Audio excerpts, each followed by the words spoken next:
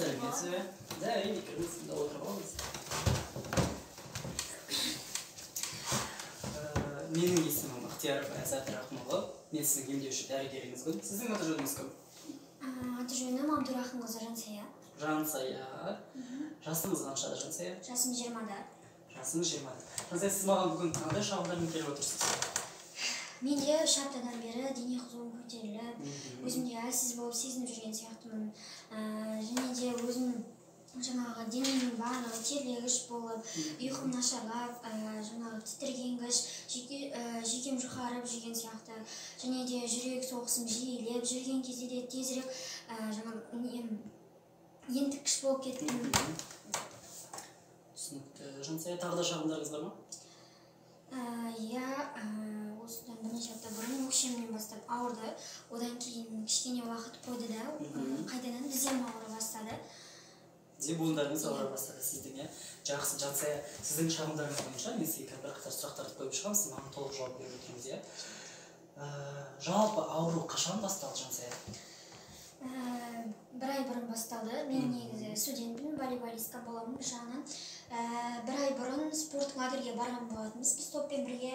Сол кезде суықтан ба білмеймін, ангинам көтеріліп бастады, тамағым ауырып, жұтынған кезде де ауырып, солай болды. Одан кейін бізбен бірге келген медбикеден көмек сұрадым, тамағымнан не істесем болады деп. Сол кезде ол кісі маған күнделікті содамен, тұзбен тамағымды шаюға кеңес берді. Қараңызшы, қандай болды ангинаңыз? Сіз медбикеге айтатын кезде қызарып, болмаса кәдімгідей іріңдеп, солай болып тұрды ма? Қызарып, іріңдеп жүрді ол кезде. Іріңдеп болды, кәдімгідей да. Ал дене температурам көтерілді деп отырсыз. Осы ангинамен байланыстырасыз ғой да дене температурасы көтерілді. Демек сізде ангина гнойный болған. Енді қараңыз, сіздің буындарыңыз туралы сұрайын. Қараңызшы, табан, өкше буыным ауырып бастады деп тұрсыз бірінші, иә? То же самое, ангина пайда болғаннан кейін барып болды ма ол ауырсын, или оған дейін болып қойды ма? Сол кезде болды деймін. Мен ойлап отырмын, сіз просто волейболистпін дедіңіз, иә? Волейболистка болғандықтан, может, все-таки физический травма шығар деп. Жоқ, аурумен байланысты ма? Және ол сіз айтасыз, тізе буынына көшті деп, иә? Қанша уақыт болды аралығында екеуінің? Бірнеше апта. Осы бірнеше аптаның ішінде осынша нәрсе болды, иә? Жақсы, түсінікті. Жүрегіңіз соғып кеткенін байқайсыз, енді көп болады сізде, иә? Жалпы, сіздің осы шағымдарыңыз негізінде, мен қазір жалпы қарап жүргізейін. Ең бірінші, мен сіздің араңызды қарайын. Міне жарыққа қатты көріңіз. Деңіз, тіліңізді шығарыңыз. Деңіз кәдімгідей. Жақсы, тамағыңыз әлгіге дейін қызарып кеткен. Сіз ангина бойынша антибиотик қабылдаған жоқсыз, иә? Мен түсінігім бойынша қабылдаған жоқсыз. Енді қараңыз, сіз дене температураны көтеріліп жүргенсіз ғой. Қазір міндетті түрде біз сізбен бірге дене температурамызды өлшейміз. Міне қолтық астына, міне темір қап ортасына тұратындай қылып қоясыз. 1 минут уақыт тұрамыз, және 1 минуттан кейін результатын қараймыз. Міне дене температураңыз сіздің 37-де 2 болып тұр. Бұл әлі де сізде температура бар екенін көрсетеді. Организмде қабынуылық реакция болып жатыр. Енді екіншіден, сіз менің буындарым ауырады дедіңіз, иә? Мен қазір сізді кушеткаға жатқызып, буындарыңызды пальпациялап көремін. Өйткені оның қалай ауырсынады, өзгергіштігі бар ма, өзгерген бе, соны көруім керек. Міне, тізе буындар ұстаймын, иә, міне қозғап. Ауырсыну бар ма? Иә. Міне, аздап сінгенін көріп тұрмыз, иә, міне. Екіншіден, ауырсыну бар ма? Бар. Бұл жағыңызда да ауырсыну бар сіздің, иә, сінгені бұл жақ аздап сінбеген. Қане, аяғыңызды қозғалып көріңізші. Қозғалған кезде ауырсына ма? Иә. Аздап ауырсынады, иә, қане екінші аяғыңыз жазып бүккен кезде ауырсынады. Қане, қол буындарыңыз көрейікші. Осы буыныңызда кішкене ауырсыну бар ма?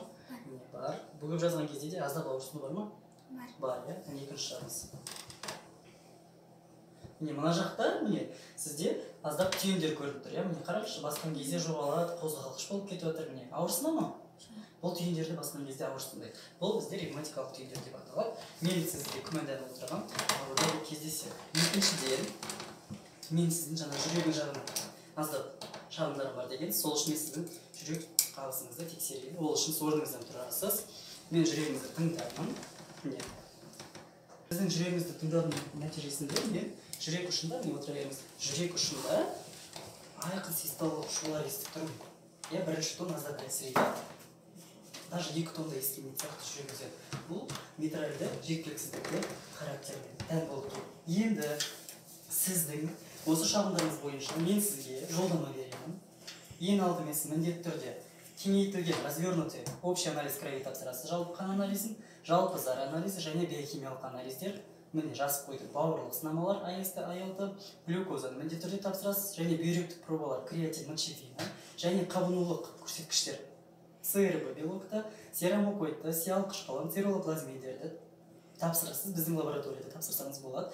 Одан кейін мен сізден жалпы стрептококты инфекцияны күмәнданып отырмын. Сізде ол бастан ангина содан басталған. Стрептокок қанға түскен, тамаққа түскен, одан қанға түсіп, ары қарай уже қабынулық реакциялар біздің денеңізде дамыған. Біз қазір соны енді қанмен подтвердить етуіміз керек. Сол үшін міндетті түрде серологиялық әдіспен АСЛО, антистрептолизин О және антистрептокиназа деген ферменттерді тапсырып беруіміз керек. Екіншіден, инструментальды анализдерден мен сізге направлениен электрокардиограммаға, эхокардиограммаға, УЗИ сердцаға беріп жатырмын, және кеуде қосым рентгенограммасын өтіп келесіз.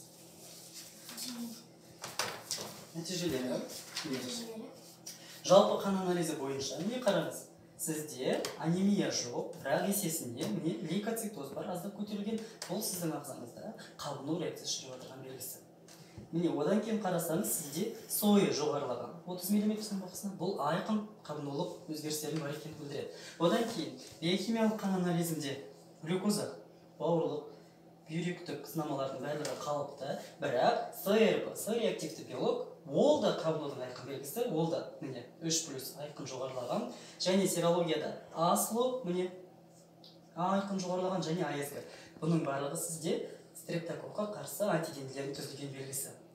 Жарайды, келесі екілігіңіз бойынша сізде ритм синусты ЧСС тапсыру кезінде 38 болған, бірақ сізде ПК аралықтың жоғарылауымен бірінші дәрежелі АБ блокада, жүректің өткізгіштігінің бұзылысы анықталған. Келесі эхокардиограммада сізде митральды регургитация мінде көрініп тұр. Одан кейін митральды клапанның алдыңғы жарғағы нәтижесінде митральды қақпақшаның жеткіліксіздігі көрінеді. Кеуде қуысының рентгенограммасында сізде айқын өзгерістер жоқ. Өкпеңіз бойынша барлығы жақсы.